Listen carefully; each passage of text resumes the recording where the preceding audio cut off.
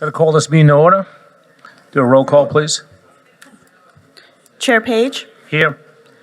Vice Chair Treychak, Regent Del Carlo. I'm here. Regent Hayes, Here. Regent Lieberman, Sorry, I just want to borrow some. Regent McMichael. Here. You have a quorum. Thank you. Go to agenda item number 1, public comment in Reno. No public comment in Reno. Thank you. Go to public comment in Elko. No public comment in Elko at Thank- this time. Thank you. Public comment in Henderson. See no public comment. We will close agenda item number 1. We go to agenda item number 2, minutes. Do a motion. Motion by Regent DiCarlo. Second by Second. Regent Lieberman. Any discussion? All in favor? Opposed? Motion passes. Agenda item number 3, Chair's report. Just want to say thank you to UNR for the pins. See a lot of them in the audience. So, and this is going to be a short meeting, so we will move on to agenda item number 4, NSHE Northern Command, Director Redwick.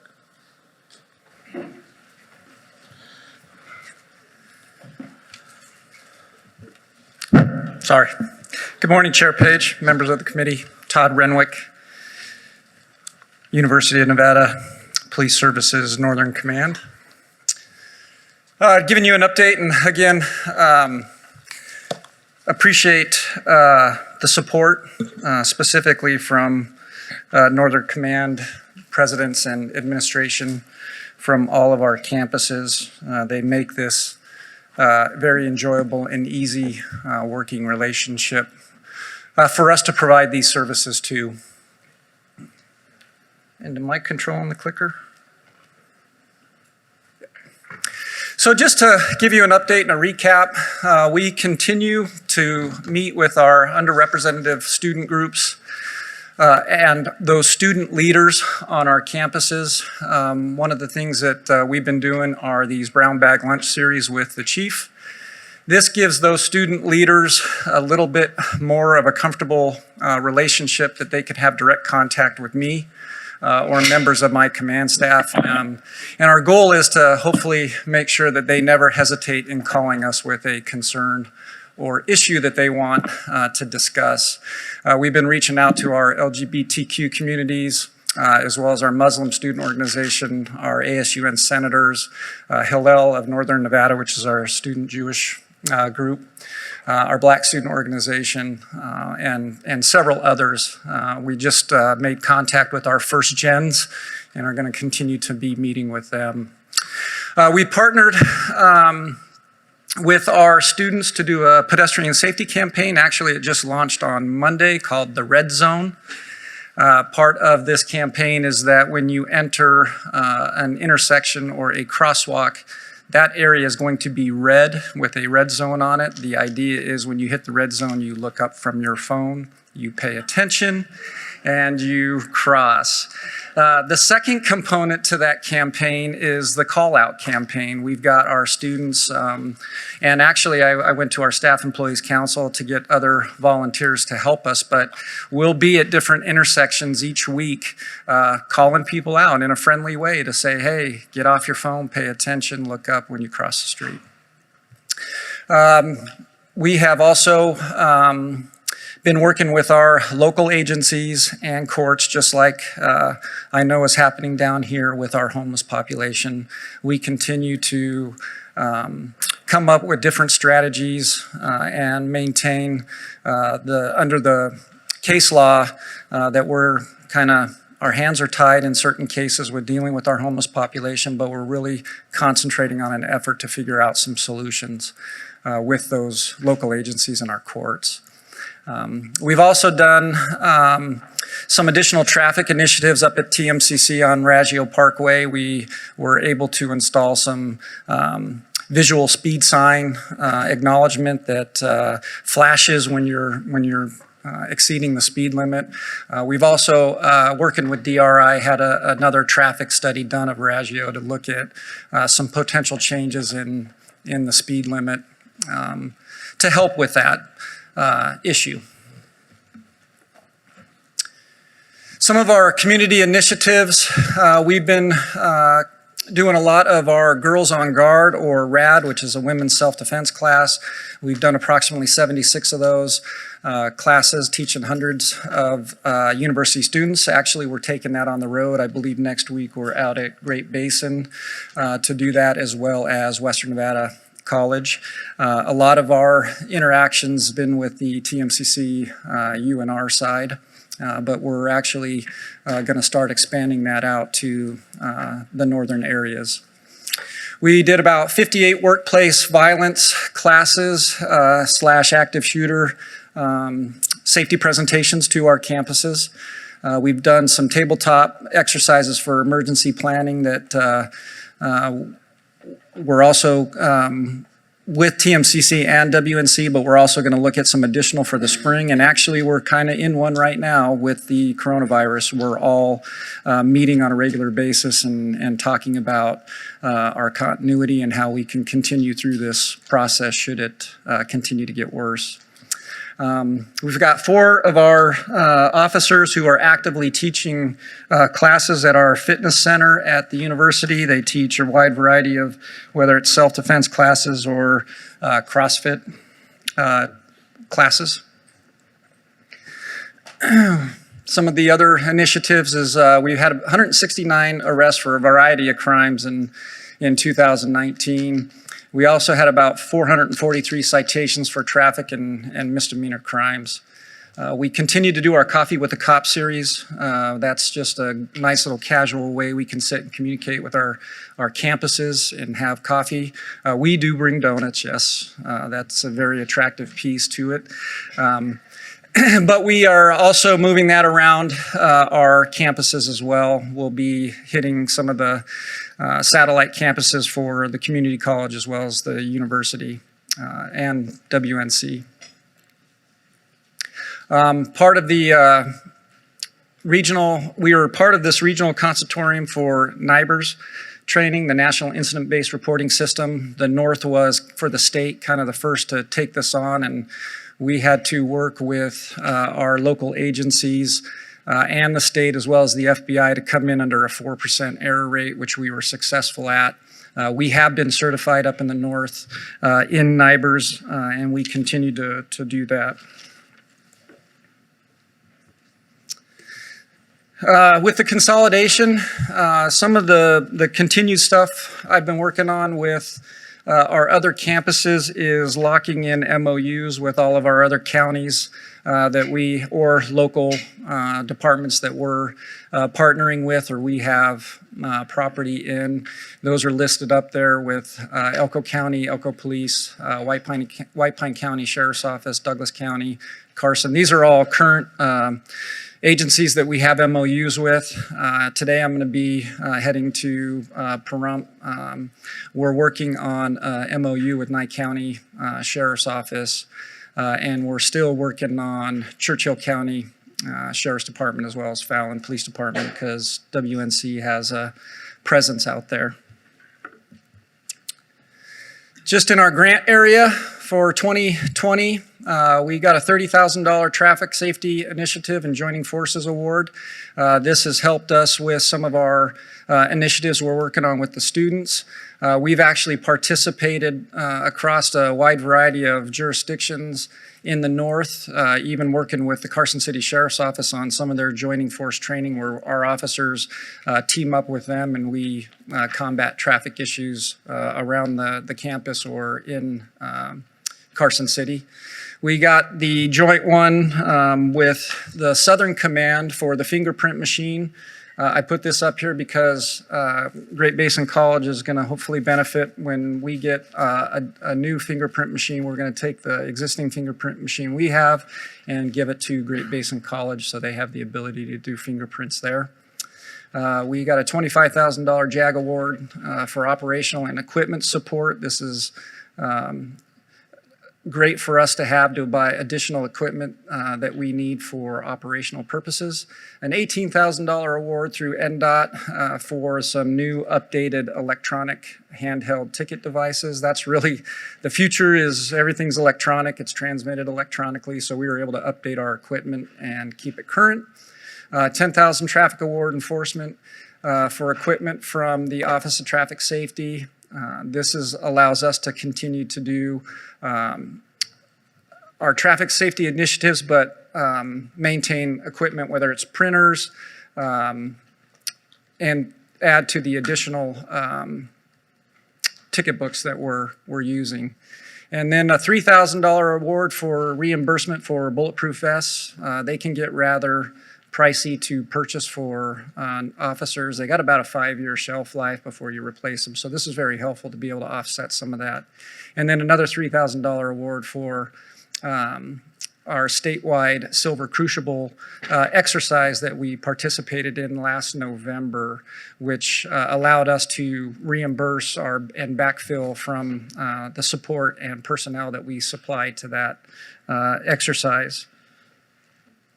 So that was about $119,000 total for upcoming 2020. That's all I have if you have questions. Any questions? Regent DiCarlo. Thank you. Chief Renwick, when you have the brown bag lunches with the students, are you hearing any themes? Is it personal stuff, or is it like safety things where the crosswalk or a crack in the sidewalk? What's the themes there? That's interesting that you said that. So far, I'm trying to liaison and solve a lot of issues that they're having maybe elsewhere that I can use my position to coordinate with others in other departments. And one example is with the LGBTQ community, we had an emotional support animal issue that I'm able to facilitate through the union and our Disability Resource Center. Some of it has been traffic. Some of it has been safety concerns, but being able to talk through that with them so they can go back and talk with their student groups about the initiatives that we're talking about. And it could range from just the fact that we have campus escort or our student cadets or what the emergency phones really do. The theme varies what their problems are, but I'm finding it very rewarding because we're getting into a personal level where we can just chat. And I think some of them are feeling comfortable in chatting and letting me help liaison through some problems. Okay, thank you. Regent Michael. Yes, of the 169 arrests, so what was the most serious of the offenses? Well, majority of those fall into what our normal arrest or citation category falls in, and that's underage drinking. But, you know, we have some, on occasions, we'll have some high-end burglary arrests where we'll arrest a suspect for that. The good news is our violent crime arrests are low because our violent crime is very low. Most of them are in the property crime category, so that's where you're going to see those arrests or citations at. Thank you. Any other questions? Seeing none. Thanks, Chief. Appreciate it. Thank you. We will now move to agenda item number 5, NSHE Southern Command. Director Garcia.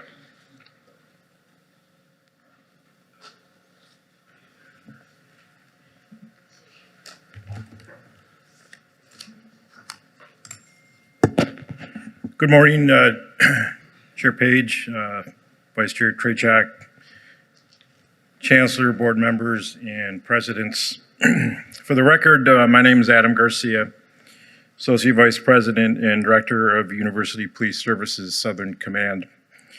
I wanted to provide you with a brief update on the consolidation process of police services in Southern Nevada as it continues to evolve and mature.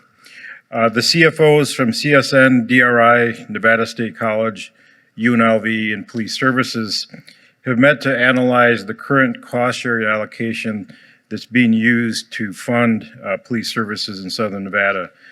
We're looking at best practices from the International Association of Campus Law Enforcement Administrators, the Department of Justice, and other similarly situated groups that are being reviewed in order to ascertain an appropriate allocation method moving forward. Next Monday, March 9th, Police Services will begin providing 24/7 dispatch services to the College of Southern Nevada Charleston campus. At this point, all patrol operations will be dispatched using the single command concept, ensuring that the department is able to communicate with all public safety agencies that serve the greater Las Vegas area. We have begun conversations with CSN, Nevada State College, and UNLV to consolidate their emergency notification systems into one overall system that will be maintained by Police Services. By doing this, we'll bring all Southern NSHE institutions into compliance with board policy while reducing the complexity and time that's needed to issue emergency notifications. Just as an FYI, DRI will retain their system since they have dual processes for the North and the South campuses. We are working to implement e-citations through a grant from the Nevada Department of Transportation. Since February 2019, the department has taken part in 200 outreach events with an additional 59 scheduled, including 29 self-defense presentations with an additional 8 scheduled, as well as 32 active shooter presentations and trainings that have been completed.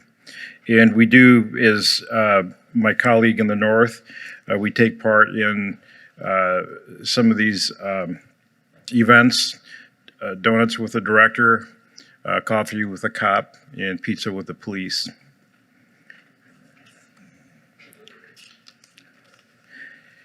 Using the run, hide, fight protocols,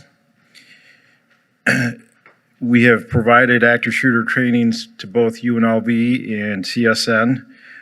Over 470 students, faculty, and staff completed the training.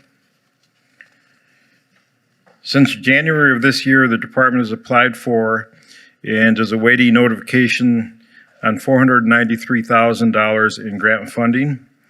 That brings the total grant funding since February of 2019 to $1,731,000. Prior to my appointment, the department provided or sent officers to 426 hours of training in 2018. In 2019, that number ballooned to 2,500 training hours. And in the first 2 months of this year alone, we have provided 392 hours of training to department members. In the past 12 months, there have been 2 pedestrian traffic deaths immediately adjacent to UNLV's campus, one of them in University Police Services jurisdiction on Maryland Parkway. In order to address this issue, as you might recall, the department was granted and has utilized grant funding from the Office of Traffic Safety, and for the first time, we are taking part in traffic education enforcement campaigns targeting pedestrian and crosswalk safety at both UNLV and the CSN Charleston campuses. On February 25th, we did take part in one of these campaigns. We issued 51 warnings or citations. In addition, as the safety of our students is of paramount concern, the department issued in 2019 621 citations across all 4 institutions, with 517 of those at UNLV alone. For comparison purposes, 81 citations were issued at UNLV in 2018, 59 were issued in 2017. We've issued 621 in the last 12 months. With all good things, I think there's a downside, and the downside for our department is that we continue to struggle with attracting in retaining qualified candidates. We currently have 2 police officers completing field training. We have 6 officers in the academy who will graduate in June. And we are hosting 153 applicants who were invited to take the written test in the coming weeks. And this is for approximately 20 vacancies that we have. I understand that there are some of you who are leaving your positions, Chancellor and President Miana. If you're interested in a part-time job, see me. The fundamental mission of police services is community engagement and to provide safety initiatives to the institutions that we serve in support of student success.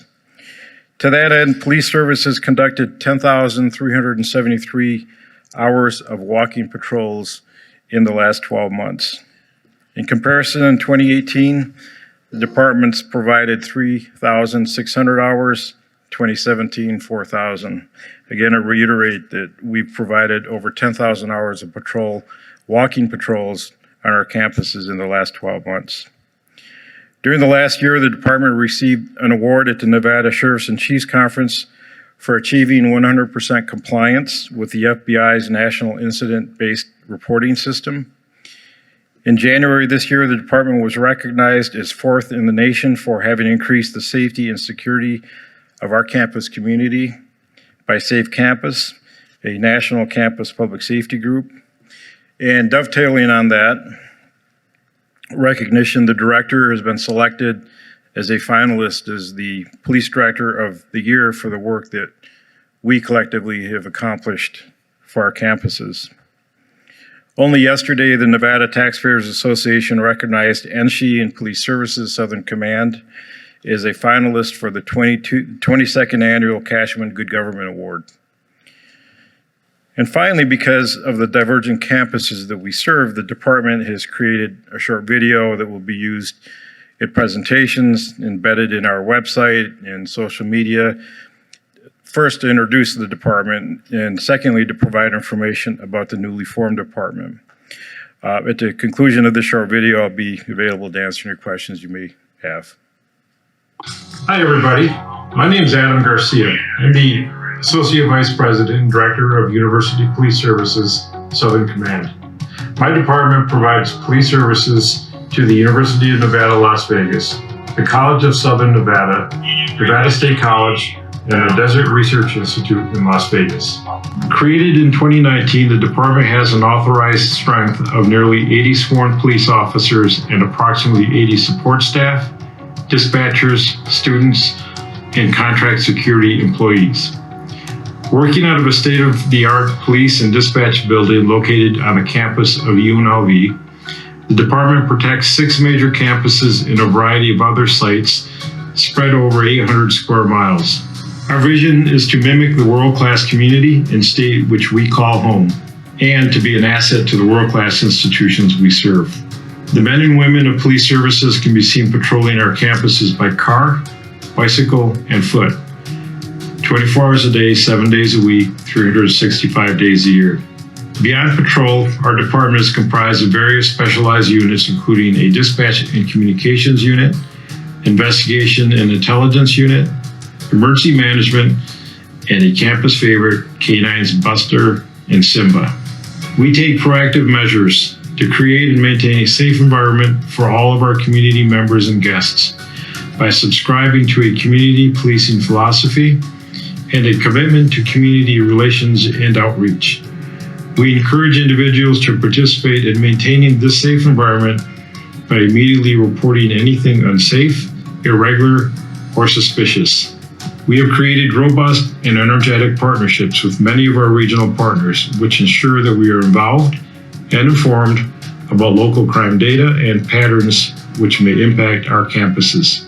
Our campus community safety is of utmost importance to us, and we urge everyone to take notice of the emergency phone station throughout our campuses, residence halls, and in our parking garages, and to download our campus safety apps, which allow you to easily contact our dispatch center in case of an emergency on campus, request an evening security escort, receive emergency alerts, and more. Additionally, on our website, you can now file a police report report a crime tip, and find information on active assailant safety training, women's self-defense courses, and other outreach events hosted throughout the year. The proud men and women of University Police Services are continuing to work hard to propel us into the future, to do better, and to be the best anywhere in this nation. Well, it's time to wrap up the video, and I wanted to thank you for taking time to view it. I'm proud to serve our 4 institutions in Southern Nevada, and I look forward to working with all of you and making our campuses the safest in the nation. Thank you.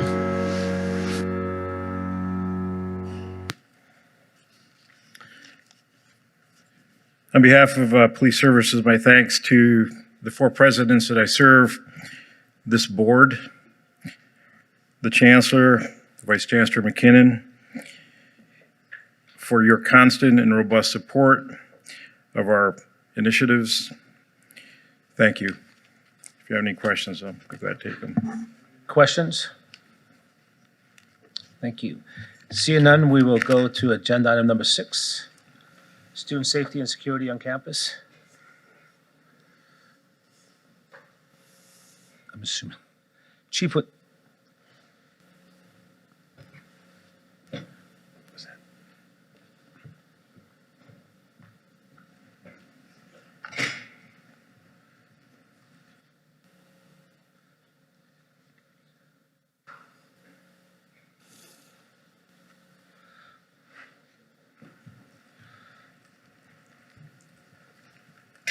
I'm sorry, I was so excited about getting that badge from UNR that I forgot I was next to the agenda. I've asked some of the student leaders to discuss with you their view of police services as it relates to the consolidation and the efforts that we've put forward. We have made every attempt to increase our visibility not only on campus, but with the students that we serve, and to provide them with the opportunity to discuss issues with us so that we're aware and that we act accordingly. I've asked Nicola to make a few comments, as well as Hannah from UNLV, and Daniel, if he's available to do that. Good morning, everyone. So again, I always say Nevada State College doesn't have a lot of, crazy crime that happens. But our police officers there are always just always around. Assistant Director Moore actually came to a Women of NSHE leadership panel the other day. So it's amazing to see her around. I can't tell you how many times I have different university police officers actually attend my meetings, not only just to say, give updates, but they actually want to introduce themselves and get to know us. A lot of the times I'll be driving down the road and they'll actually will know my car now and wave to me. So it's really nice to have that sort of community feel on campus. It really does make the students feel safe when you can say oh, hey, Officer Scott, how's it going? And he can ask you about how your dog's doing. And it gives a really nice feel on our campus for sure. And then we're also doing a sort of health and wellness week, and we're doing salads and sirens with the University Police Services, which is a really fun kind of way to get the students, healthy, one, but two, to also get a chance to sit down and talk to everyone. But they're always amazing. I have no bad things to say at all. I'm actually really sad I'm graduating because I'm going to miss you guys the most for sure. But thank you guys for all that you do for our campuses. Thank you, Nicola. Hannah Patnod, CSUN president, for the record. I have nothing but glowing things to say about the consolidation of university police and, of course, Director Garcia. From a personal perspective, he has been incredible to work with, very available, very on call for if I have issues, concerns, questions about really anything. He is always very attentive to what students need. There has been generally a shift in campus climate. I've talked about this before in regards to a variety of new administrators that we have, but I personally believe that Director Garcia coming in has been a huge part of that. The consolidation in general has been a really great move as far as being able to reach campus and, really holistically viewing Southern Nevada as a whole and how these institutions work together. I think one of the most important pieces of the changes we've seen is the understanding that nationally, we're in a very tumultuous time when it comes to relations with police.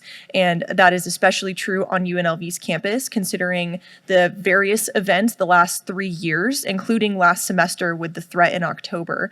I personally believe that Director Garcia and the university police as a whole have really done their best to understand those student concerns and realize that, maybe more presence isn't always something that makes people feel safer, but it does make some people feel safer. So finding that balance between how do you let students know that we're here to protect you, but also not make them feel pressured or uncomfortable for that same exact reason.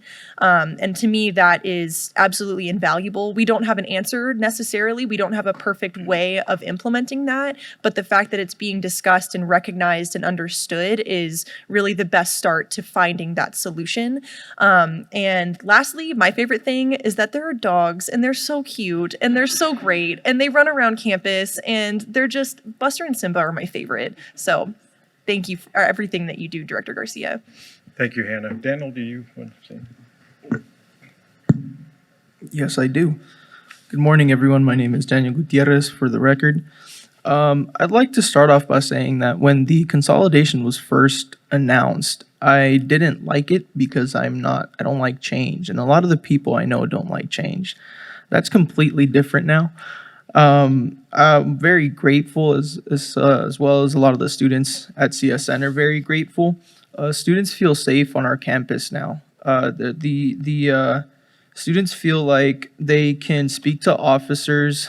They can go to them if they need anything.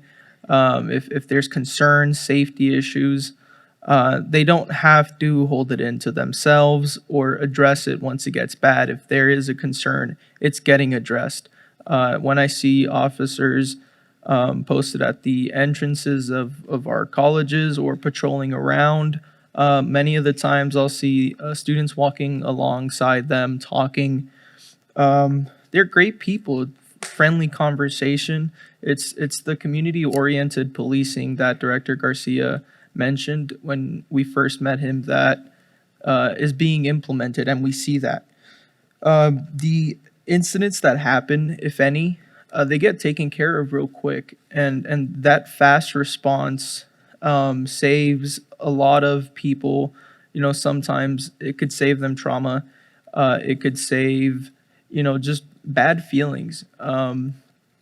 Or negative effects, just incidents getting bigger and getting out of hand. So that's really, really good. And students have an overall outlook, a positive outlook, not just on the police services at school, but it also is translated into a more positive outlook for our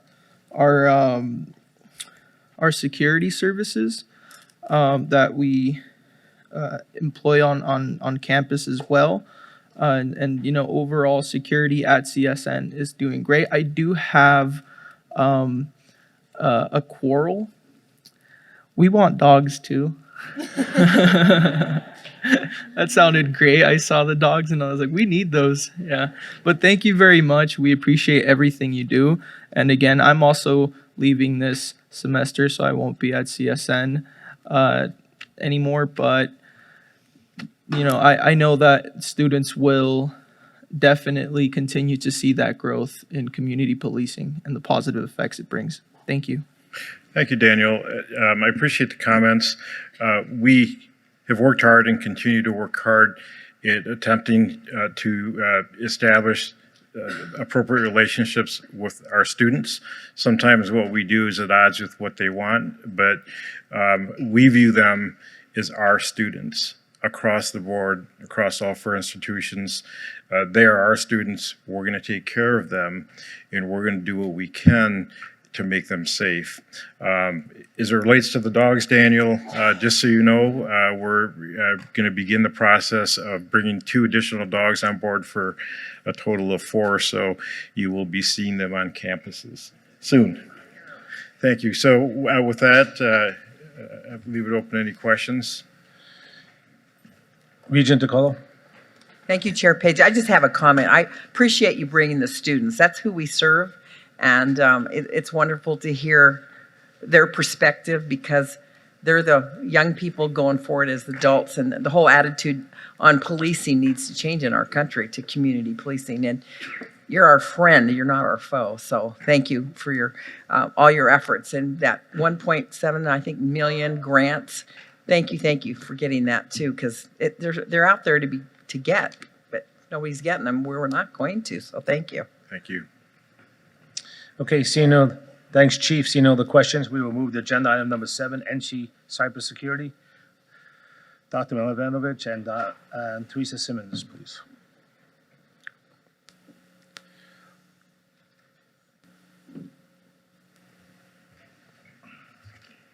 Good morning, Committee Chair, Regents. For the record, my name is Teresa Simmons, and I'm the NSHE Chief Information Security Officer. I've been here about 6 months, and during that time, we have taken several steps to make the NSHE Information Security Office more accessible to the institutions and to provide greater shared services. One of the first things I did was to make personal visits to all of the institutions, and the objective was to visit with them to find out what their needs were and what their concerns were.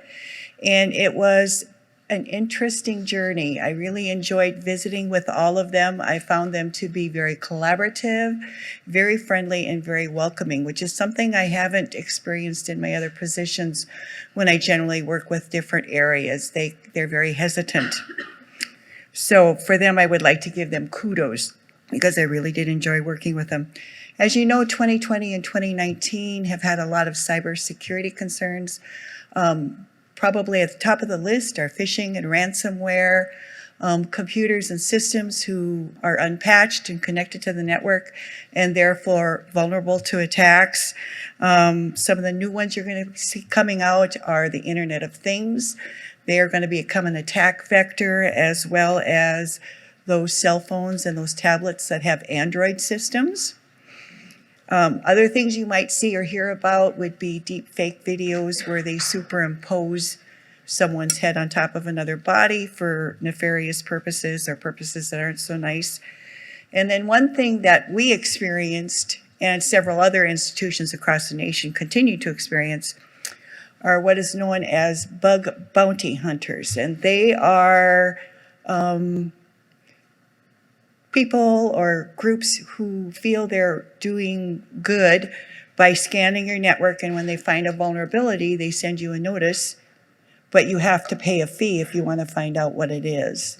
At this point, we don't succumb to the fees, but we do work with them to see if they're willing to share that information with us, because we are an institution and we do want to do the right thing. As far as shared services, we started out with what's known as internal vulnerability scanning, where internally we scan the network for vulnerabilities or threats, and we notify the owners of the systems who have those threats and work with them if possible to get those remediated, especially if they don't understand how to remediate. We first started out by offering it to the other institutions, and the Nevada State College was our pilot. And it was very successful, and we are currently now offering it to all of the smaller institutions. UNLV, UNR, and DRI each have their own internal scanning systems. And it's been very successful. The institutions have appreciated it. They're working very closely with us. We often have to, we'll work with them if they have questions. And for the most part, they're grateful to know what is happening on their network, and they're able to take steps to provide remediation for those systems. Another step we've taken is we were invited by the Las Vegas Metropolitan Police Department to participate in their Fusion Center project. And what the Fusion Center is, it's an allied group that serves good for the community, especially for the state, public entities, and also for private entities. And we are participating in their external scanning program. And this is all of the institutions, both north and south. And what they do is they do what I like to call a soft scan. And what I mean by a soft scan is they're not forcefully trying to tip something over. They're using a product called Prime Scout, which is a group of different tools that go out and scan the network and come back with reports on systems that are vulnerable. As we receive those reports, we share them with the institutions. For the most part, the reports have been coming back as a low degree of risk. So, which is very good. We do not want to see critical or high. As we do see those, we make sure that the institutions are aware of them because it is considered important that they address those immediately. The other one we have done is we have subscribed with the University of Texas DorkBot. And that is a web scanning service, and that scans all of the websites for each of the institutions. And they too come back with reports that we share out with the institutions. For the most part, all of our web scans for the institutions have come back as low to medium or no risk, particularly for the smaller institutions, which makes me very pleased. I'm glad to see that.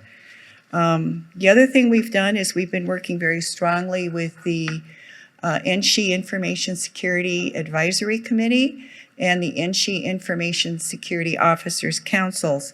And we're working on the development of information security standards that can be adopted by the institutions into policies and procedures.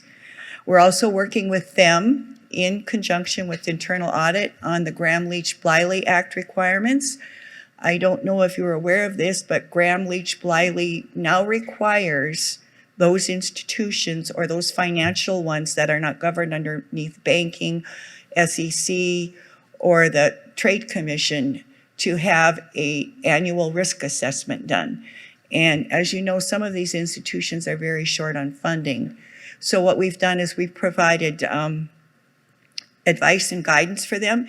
And the internal audit, in conjunction with the Information Security Office, has developed training. They're also required to have annual training. So we have done it for an Applied Shared Services Information Group, and we've also done it for GBC, and we'll offer it to the other institutions if they're interested.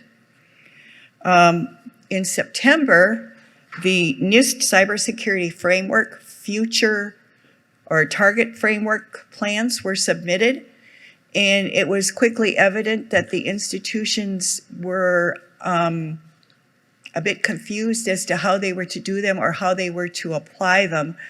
So we have moved forward with obtaining training as far as the NIST cybersecurity framework, and we will have a firm come in October and work with the regions in the north and the regions in the south to provide training that will be available to everyone within those institutions that have a need for it for the NIST cybersecurity framework. And they'll also be working with them on how to apply that framework as a risk management tool, which we're very pleased to see happening.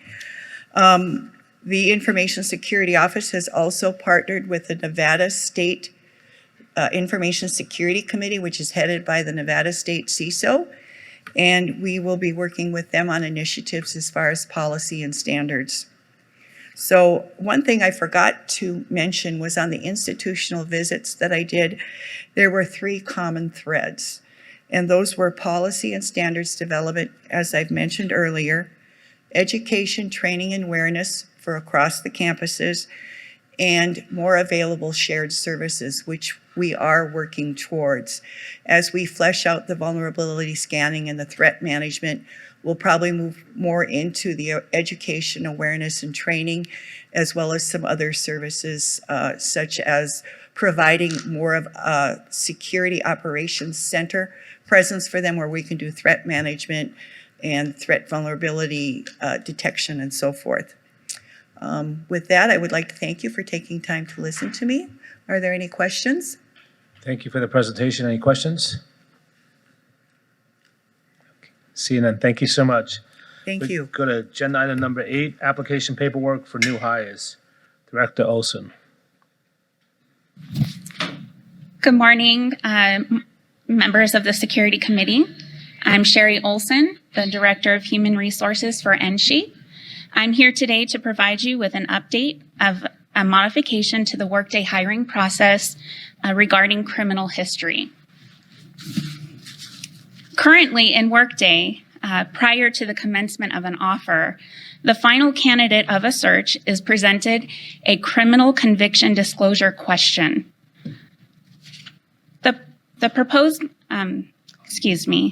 The question asks of conviction of a misdemeanor, gross misdemeanor, or a felony. The proposed modification will present a second question, again to the final candidate, regarding pending criminal charges that have been filed within the previous 6 months. The new question is in line with NRS language and with Ban the Box law. Asking two questions will assist the hiring department and/or human resources to distinguish between a conviction and a charge when reviewing the candidate's responses.